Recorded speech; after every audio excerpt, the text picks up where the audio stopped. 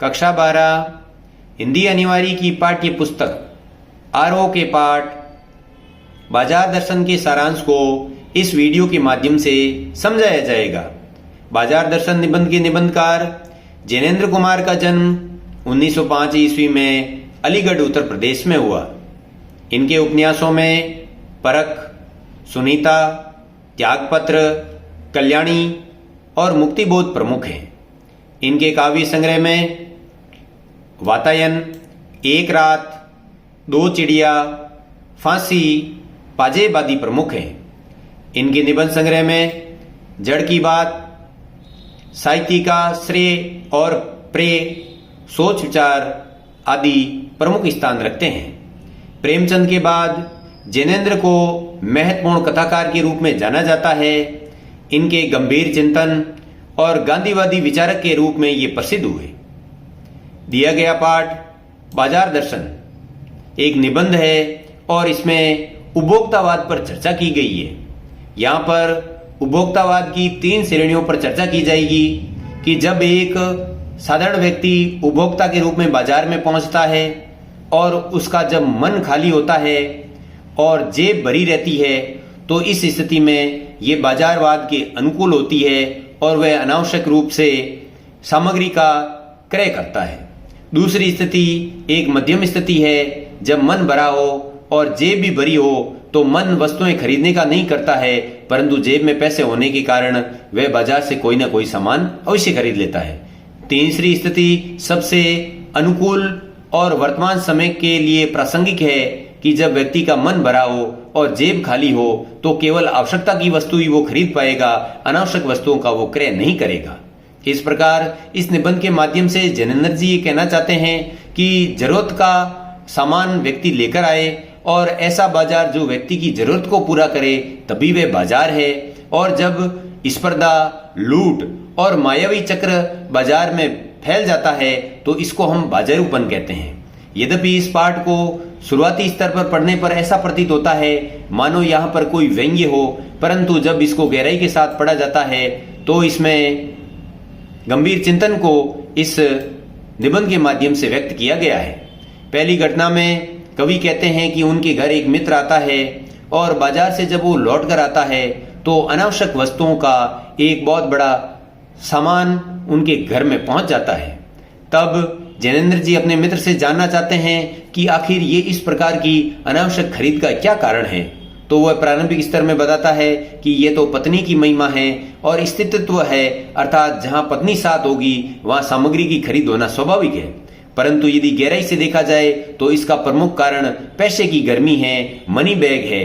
क्योंकि जब व्यक्ति के पास पैसा अधिक होगा तो वह सामान जरूरत के अनुपात पर नहीं खरीदेगा, बल्कि अपनी परचेजिंग पावर के अनुसार खरीदेगा। इस प्रकार हम कह सकते हैं कि बाजार के बाजारूपन बढ़ाने में परचेजिंग पावर एक नकारात्मक भूमिका अदा कर रही है। अन्य कारणों में बाजार एक शैतान का जाल है और बाजार आओ मुझे लूटो और लूटो ऐसा वातावरण बाजार निर्माण करता है। और यही कारण है कि बाजार का चौक व्यक्ति की कामनाओं को विकल बना देता है और उसमें असंतोष, तृष्णा और ईर्ष्या पैदा हो जाती है और उससे वो घायल हो जाता है और इस अवस्था में वह बिना सोचे समझे बाजार में अनावश्यक वस्तुएं खरीदने लगता है। अगली स्तर की घटना होती है जब एक दूसरा मित्र दोपहर से शाम तक बाजार में रहता है, परंतु जब बाजार से लौटता है तो उसके हाथ खाली होते हैं। तब कवि जानने की कोशिश करते हैं कि भाई तुम्हारे साथ ऐसा क्यों हुआ। तब वो कहता है कि मेरा मन खाली था, मैं कोई ना कोई चीज खरीदना चाहता था, परंतु मेरी जेब भी खाली थी, इसलिए मैं खरीद नहीं पाया।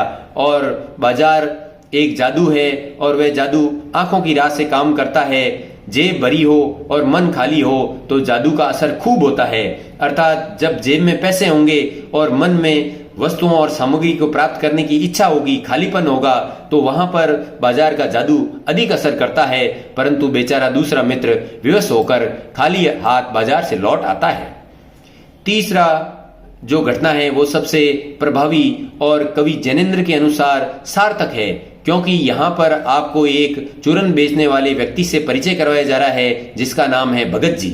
वह अपने जीवन में केवल प्रतिदिन 6 आने की चूर्ण बेचते हैं और जब 6 आने की प्राप्ति उन्हें हो जाती है तो बाकी बची हुई चूर्ण को वो बच्चों में मुफ्त में बांट देते हैं और 25वां पैसा भी अपने घर लेकर नहीं आते हैं। यही कारण है कि भगत जैसे व्यक्ति जब बाजार में जाते हैं तो उनके सामने माल बिछा रहता है, परंतु उनका मन अड़िग है और पैसा आगे होकर उनके सामने भीख मांगता है, परंतु बाजार का जादू उन पर नहीं चलता है, क्योंकि भगत जी तो केवल जीरा और काला नमक की जो छोटी सी पंसारी की दुकान है वहां तक पहुंचते हैं और चांदनी चौक की चांदनी दाएं बाएं भूखी फैली की फैली रह जाती है और बाजार का जादू का तिलिस्म समाप्त हो जाता है।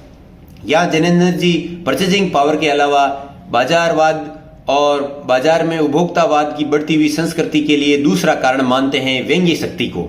और व्यंग्य शक्ति के बारे में चर्चा करते हुए बताते हैं कि एक व्यक्ति जब सड़क के किनारे खड़ा रहता है और कोई मोटर गाड़ी उसके चेहरे पर धूल उड़ाकर जाती है तो उसके मन में विचार आता है कि यदि मेरा जन्म किसी अमीर घर में हुआ होता तो आज मैं इस गाड़ी में सफर कर रहा होता। इस प्रकार की व्यंग्य शक्ति को समाप्त करने का जो सामर्थ्य है केवल स्पिरिचुअल अथवा आध्यात्मिक लोगों में, धार्मिक और नैतिक लोगों में ही संभव हो पाता है, अन्यथा प्रत्येक व्यक्ति इस पैसे की व्यंग्य शक्ति का शिकार हो जाता है और कहीं ना कहीं वह बाजारवाद में डूब जाता है।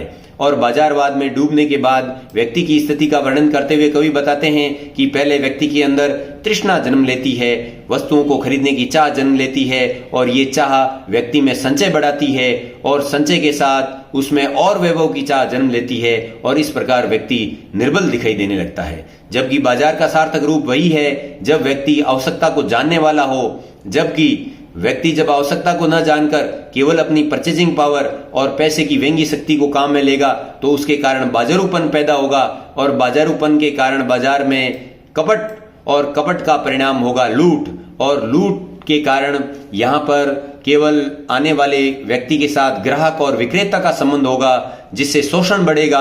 ये बाजार की बड़ी विडंबना है, हमारे मानव जीवन की भी विडंबना है और यह जो अर्थशास्त्र है वह केवल मायावी शास्त्र बनकर रह जाता है, अनिति शास्त्र बन के रह जाता है, ये कोई अर्थशास्त्र नहीं है। अर्थात जिनेंद्र अपने निबंध के माध्यम से बताना चाहते हैं कि बाजार तभी व्यक्ति के लिए सार्थक है जब तक उसकी जरूरतों को पूरा करे, परंतु वह बाजार की चकाचौंध में डूबकर, उसके आकर्षण में डूबकर अपने पैसे का अनावश्यक खर्च न कर दे और बिना काम की चीजों से अपने घर को न भर दे। इस बात को उन्होंने प्रतिपादित करने का प्रयास किया है। धन्यवाद।